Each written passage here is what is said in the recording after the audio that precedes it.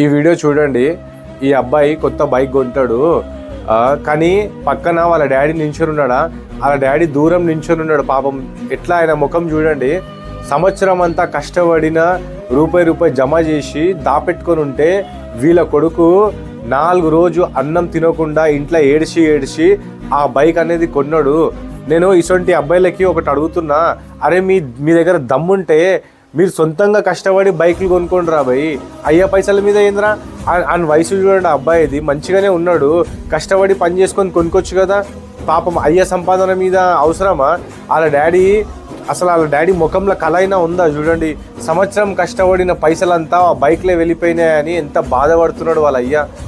మనం అబ్బాయిలకు నేను ఒకటే చెప్తున్నా, ఏమున్నా మనం పెద్దగా అయిపోయినాం కాబట్టి సొంతంగా కష్టపడి ఒక షర్టు కొనుక్కొని చూడండి, అప్పుడు తెలుస్తుంది దాని విలువ మీకు. ఇసొంటి అమ్మ నాన్నకి బాధ పెట్టి మీరు బైక్ కొంటా అది కొంటా అంటే మీరు జీవితంలో ఎప్పుడు ఎదగలేరు, ఎప్పుడు సక్సెస్ కాలేరు. ఇది గుర్తుపెట్టుకోండి. ఓకేనా guys? So thank you so much. మీరు ఈ వీడియో మీద ఒక కామెంట్ చేసి మనకు చెప్పండి ఎలా అనిపించింది మీకు.